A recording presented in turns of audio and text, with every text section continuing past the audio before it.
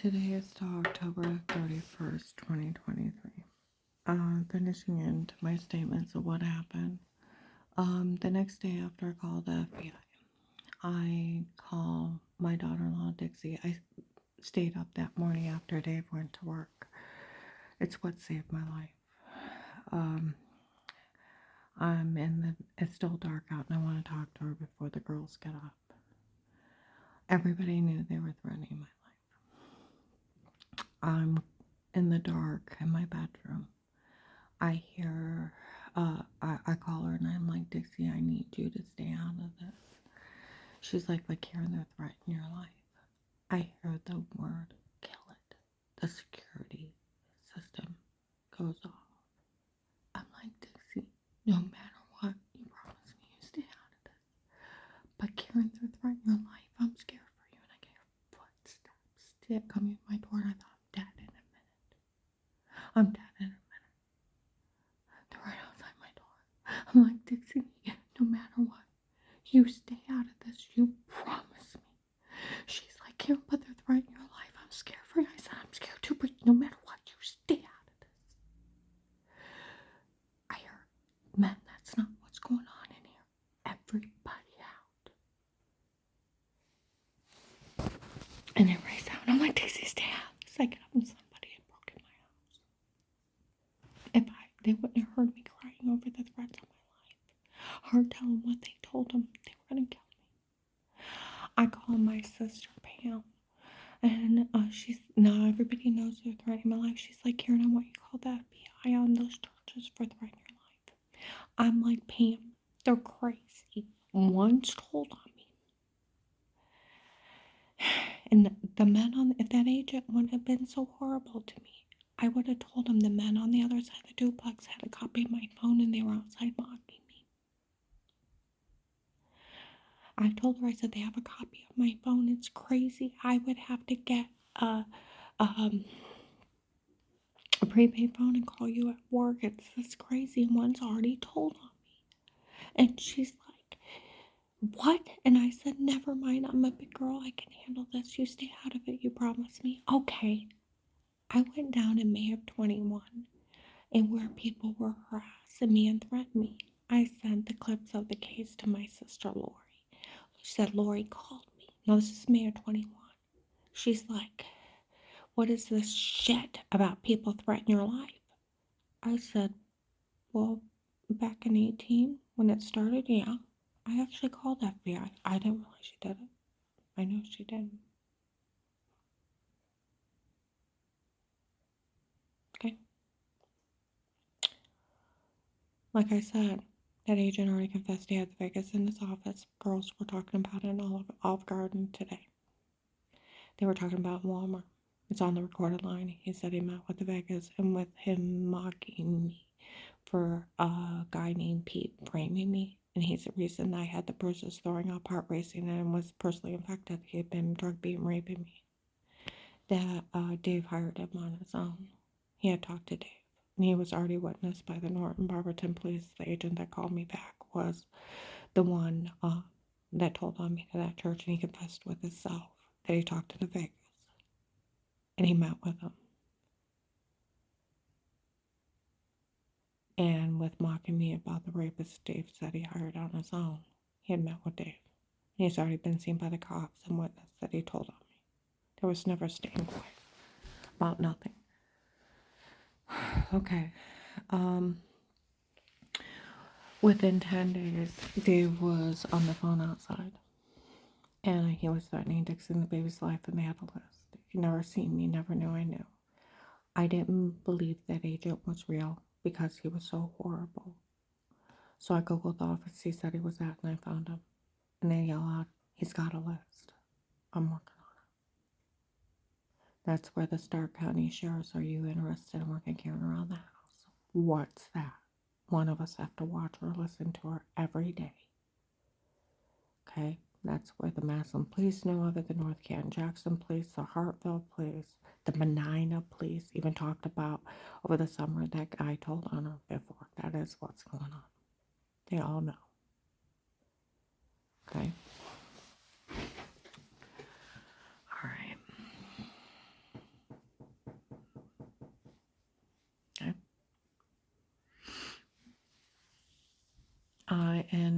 November, Dave knew I was leaving early. I got on 62. A red van pulls up, and by the grace of God, I looked over. A white man, bald, with a toboggan on, is raising a gun towards my head and pulling the trigger back. And I slam, I tuck, I swerve, and he tries to run me off the road as he's trying to get a shot at me. And I'm slam. It was like a 007 movie, and I'm screaming for God to help me. We're all over that road. And I finally slam hard enough. I go back, and he goes forward. And I finally get to stop. Rivers of tears running down my face. It took me a long time to get myself together. I was supposed to meet my oldest for coffee. I finally got myself where I wasn't hysterically crying. I got the coffee, I go over there, and he had this big dumb dog named Gus, and he's walking it, and the dog's eating his leash. And I can watch the bad vehicles drive by. And he's like, Mom, I got God's spirit in my life. I'm like, good to see it. And I'm pacing and I'm looking at the sky. God, where are you? And he was back. In the moment I looked over, or I would have been dead. And I'm pacing and I'm looking at the sky. Where are you? And he's like, Mom, did you ever think of the story of Job? And I said somebody should have took a rock and beat that man in the head and put him out of his misery. And he's looking at me like I'm crazy. We go in and we left our coffees inside, and somebody had laced my coffee. We sit down, I start drinking it. And he said, Mom, you ever think about going back to church? I was like, I don't like churches. He said, church is okay till they go rogue. And for a moment, he looked up at me, and our eyes met. He looked down, he starts mumbling and walks off. And all of a sudden, I start feeling dizzy again. And I'm like, I gotta go. And I barely made it home, and down the street were the drug dealers and big drug guys. And I got in bed and I slept all day. I could hardly keep my eyes open on the way home. Okay?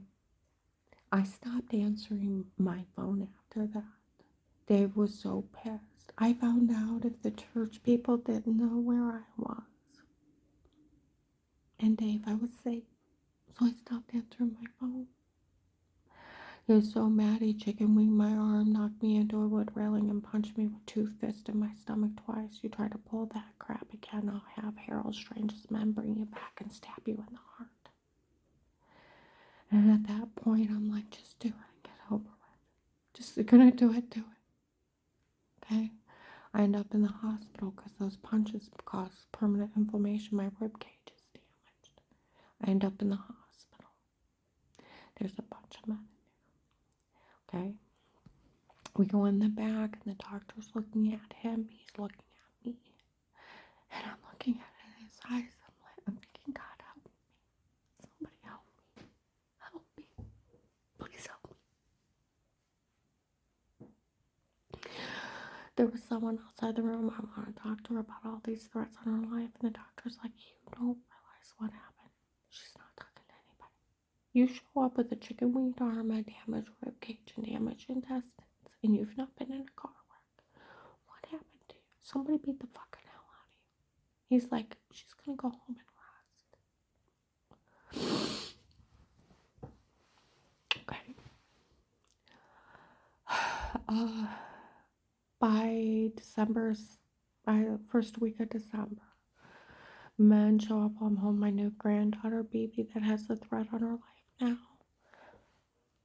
I had 18 grand in jewelry. Big 2.5 carat rings each. Diamond pendant. While I'm sitting in Wendy's in front of Dixie and everybody, they have a big group of men show up. You better give all your jewelry back. You hear me? I say give it back. And I'm holding this tiny baby with a threat on her life. And they've already tried to kill me. And I can't And they're screaming in front of my daughter and other people and threatening me. I went home and I told Dave I didn't want my jewelry anymore. Just take it back. I thought he'd leave it alone. He didn't. So I gave everything up. Getting things out of Aaron dress is highly illegal. 12/21/18. If they pull the case, they need to get the bastard that did it to me. I had a doctor's appointment. I got a shower. I got a house coat on. I go to the refrigerator to get a grape juice. I open the refrigerator. I hear a voice. I can't wait for the truth no longer. And I'm stabbed in the side of my neck.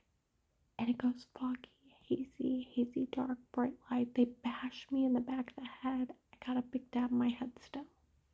I wake up 6 hours later in bed, covered in bruises. Dave shows up and he's accusing me of having an affair. There's another comb, it's white. On Dave's dress, there's some man's comb. I had been drugged, beaten, raped, and bashed in the head, and they left me for dead. And he's screaming at me, and it feels like half my head's gonna explode. I had headaches that bad for about 2 years. It's a severe concussion from it. Okay, they have been breaking in, stabbing me with needles where I was just waking up with bruises before. I'm still doing that and I'm throwing up. Now they're showing up in front of the cops. We are using sodium Benadryl on her true serum. We drugged her and told her to say this. We drugged her and told it in front of people in Walmart. And laughing in my face, they're getting away with it. And I'm losing 5 to 7 pounds a week. I can't even keep saliva down at times. It's a house of horror in protected custody. Before Christmas of 18, within a couple days, Dave, I'm too sick to go to Walmart with him. We need treats for the children.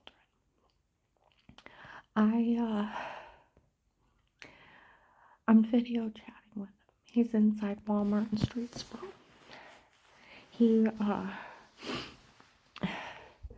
His phone starts clicking like somebody's calling. All of a sudden I hear gunfire. I live 10.6 miles in the middle of the woods, a thick one. You'll hit a tree. And it's dark and it's like soup out there. Ain't no lights. It's the darkest night you'll ever see. Okay? I start looking out the windows, and there was a duplex next to ours and no house across the road, just the giant woods. There was an old lady on one side. She was in the hospital. Thank God she was in the hospital. There was a group of men on the other side of the duplex. They had a copy of my phone before I called that people. And were outside mocking me about notes I was keeping under me. What's Aesop? Aesop's a child book. Dumbass. I was doing it like a crossword puzzle and threw it in there.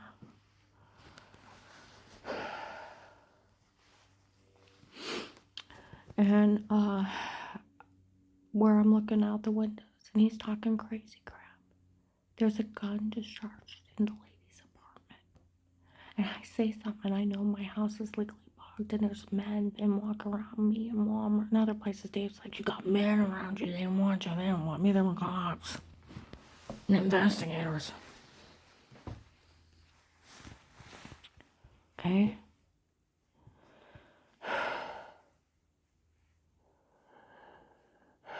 And they would say stuff walking around me.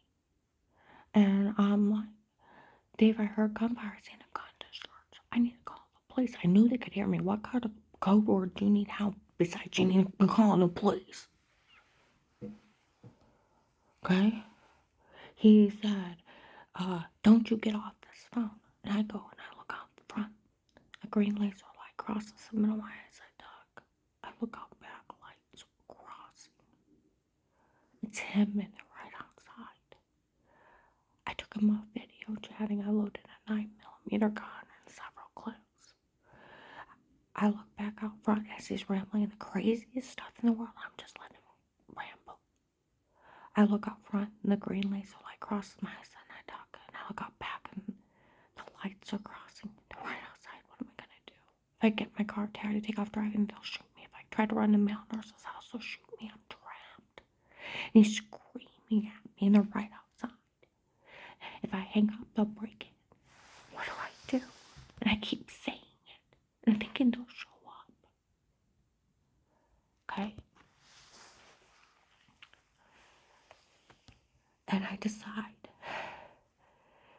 I position myself between the two doors where they couldn't shoot me from the bar of where we had an open concept kitchen. The cooking top thing was in the middle of the kitchen, and they couldn't shoot me through the front window.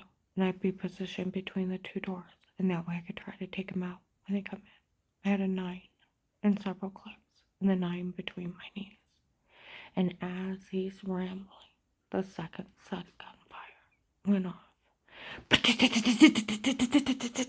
And I throw that phone and I start praying rivers of tears for anyone in trouble and for myself. There's a video in the case. Anybody in trouble for myself, and there's rivers of tears. Moonlight broke through like God heard me. It was Dave pulling in though.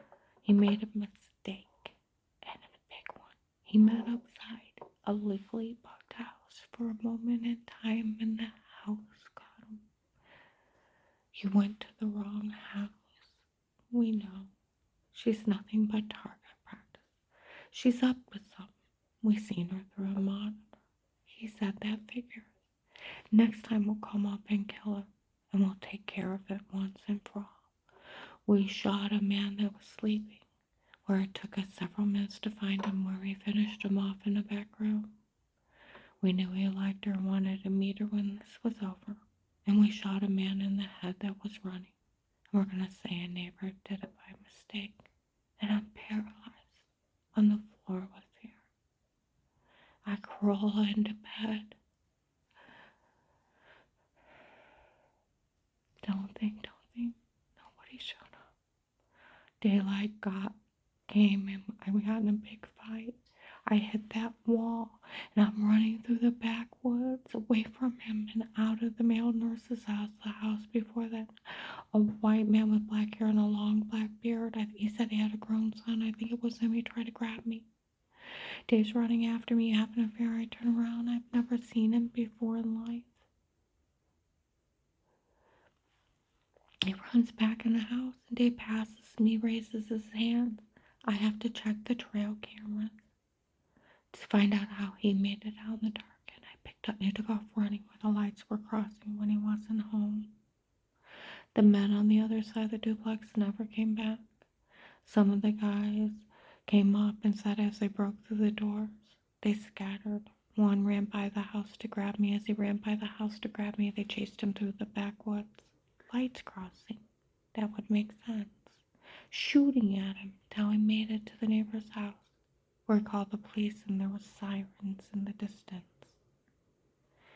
Other men said the guy that they hired to kill me was waiting outside. They seen him as they were running.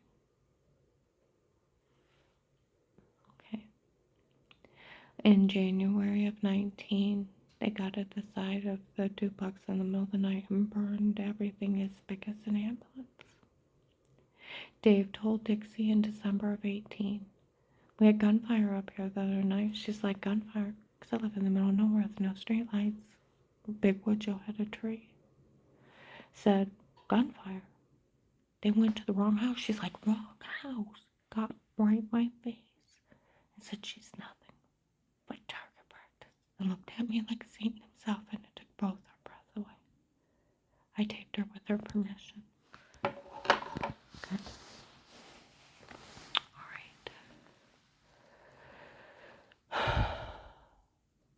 Okay.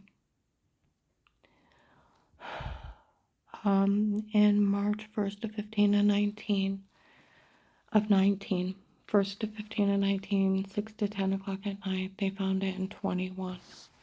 Someone calls Dave while I'm sitting on the back porch. I'm looking at that house, that apartment building where they never came back. You killed somebody over this house. I hate you. I absolutely hate you. It's a square box.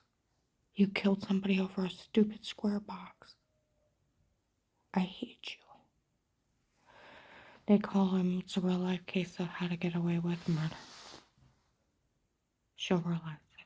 And when people realize the only thing they're doing is killing people, everybody needs to turn them in because that's the only thing they're doing. And it's a real life case of how to get away with murder.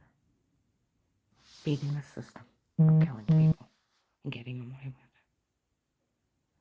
I moved out in April, and between April and June of 19, I'm human trafficked. I had barely made enough money to even eat. I'd wake up and men would be attacking me in the room and go black, and I'd wake up drugged up so bad I was so sick it was ridiculous. And my private area would be swollen from being raped, and I had marks on me, and I couldn't afford to miss work.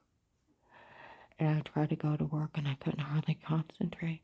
And they'd show up when I tried to go get something to eat for lunch and laugh that somebody was taking a payoff to let them break in and rape me.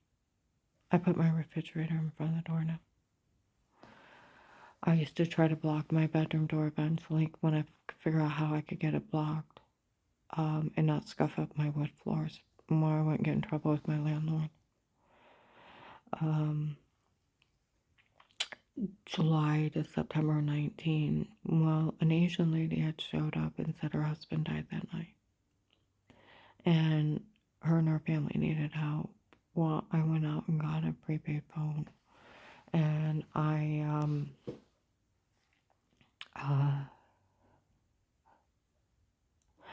got video statements of the attempted kidnapping, the gunshot night, and everything. I took it down to Seth Arcos, my attorney, asked him to deliver a package for me. I went and tell him what's in it, and the drug cartel's driving by. And I'm thinking they'll kill him if I tell him. They'll kill him.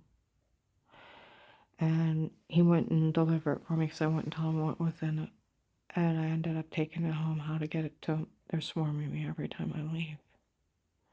In the middle of the night, down the road, they're screaming, you can't beat a single woman by herself, for we can't have her state what happened up there. I ended up to arms above my head, smothered with a pillow, punched in my private area, punched up inside. Fourth time coming up for her, I passed out. Set her up, I'm barely coming to, and they're pouring stuff in my mouth, and my arms go straight down, and I'm paralyzed, I'm losing consciousness. Say this, no, say this, and they're smothering me, beating me, punching me in my private area, punching me up inside. Say this, say that. Finally said whatever they wanted so I could get air. And I pass out.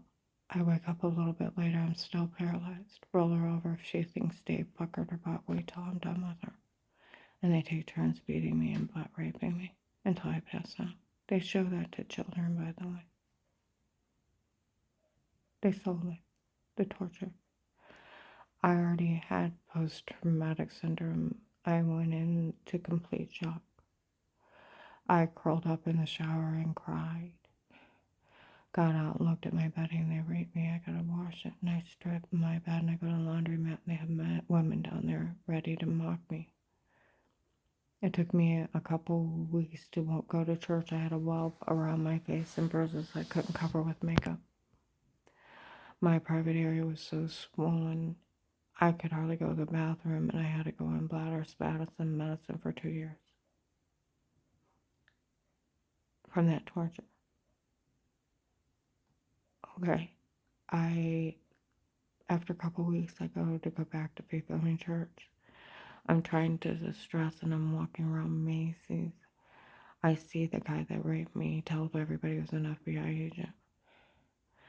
I got away from him, and I got over to the church in front of 1,000 people. He comes in, he calls me a whore. A whore. He screams, I had to arrest that whore.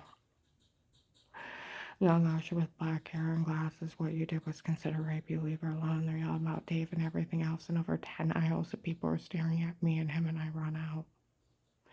I worked at Perry Cheese also at that time, between July and September 19, for women in the main room.